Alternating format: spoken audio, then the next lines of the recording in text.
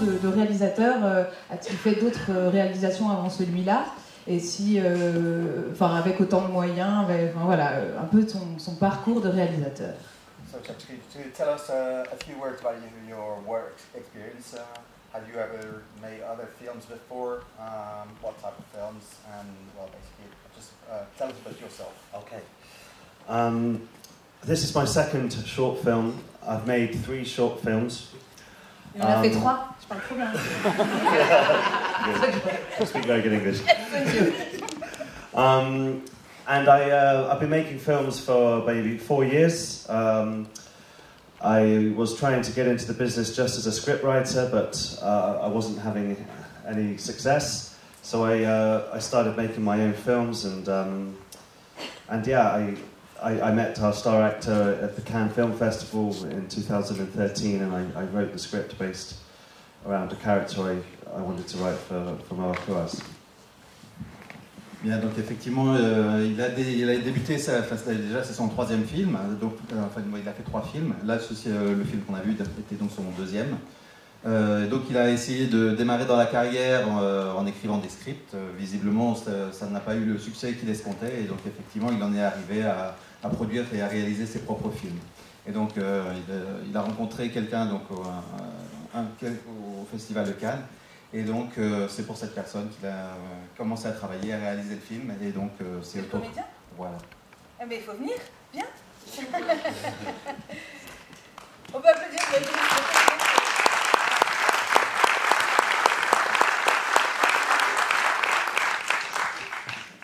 Donc, en fait, d'abord la rencontre du comédien avant le film. Avant le film, ouais, tout à fait. Donc, en fait, ce qui se passe, bon, ce qu'il n'a pas dit non plus, c'est qu'il était aussi comédien à la base. Donc voilà, il avait quand même une carrière en tant que comédien. Désolé, j'ai un petit bonbon dans la bouche. J'ai pas repassé ma chemise. Bon, bref. Et donc, lui, on s'est rencontrés au Festival de Cannes, où moi je travaillais sur un autre projet.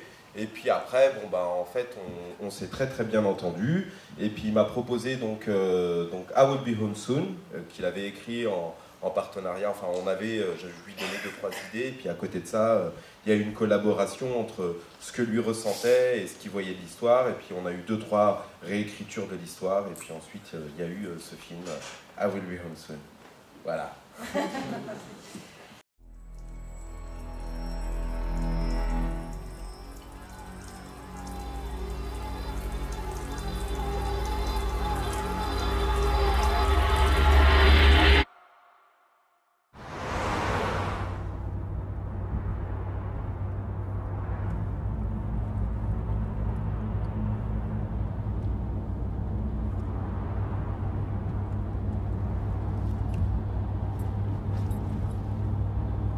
Doesn't seem right to me.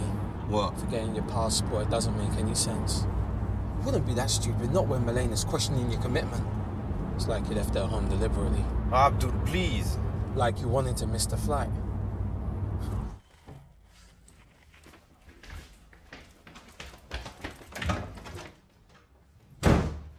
C'est ça que tu cherches? Qu'est-ce que vous faites là? Tu n'es pas content de nous voir? Si, mais je suis pressé là. Tu fais quoi?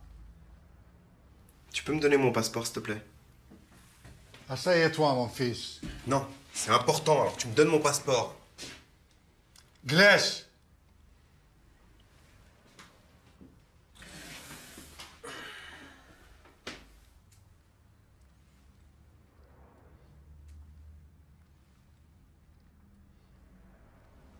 Est-ce que tu sais, moi, pourquoi on est ici? Non. Vraiment aucune idée. Non, mais je suis pressé là. Pourquoi? Mais Patrice, mais qu'est-ce qui se passe là? On sait. On sait que tu fais partie d'un groupe terroriste. C'est ridicule. T'es sérieux? Tu crois vraiment que je suis terroriste? J'avais aussi une question sur le fond, sur le sujet, Patrice. qui n'a jamais été autant d'actualité. Et parce que le film a été tourné en 2014, c'est ça? Enfin, ou fini de réaliser produit en 2014. Et pourquoi ce choix de sujet?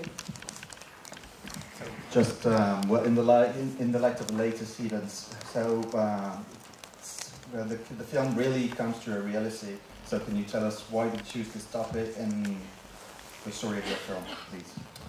Okay, the story came not because originally I wanted to make something about terrorism, or effectivement, ça n'était pas un choix de parler du terrorisme. But I had an idea for a twist, and the twist was that somebody was in a situation that they couldn't get out of, and it then would flash back to show you how they got there. But then when they escaped, you realised that what you thought was a flashback was actually a flash forward in time. And so I hope that was clear in the film, that what you thought was now was actually in the past, and what you thought was in the past was actually now. Donc effectivement, il y a eu un petit jeu sur les périodes de temps. Et donc effectivement, dans l'idée, c'était de bien faire comprendre, moi, de faire en sorte que le personnage se retrouve dans une situation un petit peu inextricable. Et donc le jeu était de jouer, sur le fait que ce qui pouvait paraître pour un flashback était en effet un flash en avant et vice versa. Et donc c'était de jouer sur cette. De nous perdre en fait. Voilà. En tant que spectateur. De jouer sur le. But to address the issue, which you probably would like me to talk about, and I understand it's a very sensitive time still for France. I mean, even when this played in America a year ago, audiences there still found it a sensitive film because of 9/11. But I think if there's anything to take away from the film, it's that Bassam, the lead character, is not a politicized Muslim. But the film is almost saying that if you take being liberal too far, you can become just as regimented and intolerant as the fundamentalists are. And so it becomes a hypocritical mentality to sometimes be liberal if you don't accept anyone else who is not the same as you. Bien. Donc on va essayer de rendre ça un petit peu de façon un petit peu plus claire. Donc l'idée, ça n'était pas vraiment de jouer sur cette idée de terrorisme, mais bien évidemment dans la lumière des derniers événements, c'est devenu quelque part un sujet incontournable, et même aux États-Unis, quand le film a été joué, forcément le sujet était en arrière-plan. Et donc en fait, partant de là, le message qui passe derrière, c'est que finalement, quelqu'un que l'on peut considérer comme étant intolérant, d'un point de vue de quelqu'un qui est au contraire un ultra-libéral, l'ultra-libéral va devenir aussi intolérant et aussi fondamentaliste que quelqu'un qui pourrait être considéré comme un terroriste peut l'être. Okay.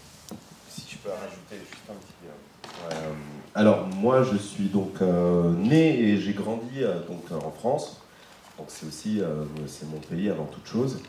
Et je me retrouve en fait dans cette histoire où quelque part on défend un peu l'indéfendable. Ça peut être un point de vue, mais c'est aussi un point de vue d'une certaine sensibilité qu'il faut... des choses qu'on n'apporte pas forcément dans des chaînes comme BFM TV, ou voire même à la télé, ou voir des choses comme ça. Et notre devoir en tant que cinéaste, c'est d'apporter aussi un autre point de vue pour le spectateur et d'être assez courageux pour pouvoir faire ce film. Malheureusement, les circonstances de ce film n'ont pas du tout été de notre volonté. On avait produit cette histoire bien longtemps avant. Avant donc les récents événements qui nous ont tous touchés. Et moi, personnellement, j'ai perdu des amis. Enfin bon, bref. Et donc du coup, je leur dédicace un peu ce film aujourd'hui. Et ce qui est important de savoir, c'est qu'au final, dans la misère en fait qu'on ne voit pas, il y a aussi une misère du cœur. Où en règle générale un drame, c'est souvent un drame familial avant, quoi, ou une non-communication. Et je pense qu'on est aussi là-dedans, quoi. Et dans ce film, en fait, on propose aussi une vision de la non-communication entre quelqu'un qui se veut ultra-libéral et quelqu'un qui est son fils et qui, au final, va devenir complètement l'inverse. Et des fois, malheureusement, ça peut nous amener à des drames comme on a pu voir dans l'actualité récemment. Voilà, c'était juste mon petit point de vue.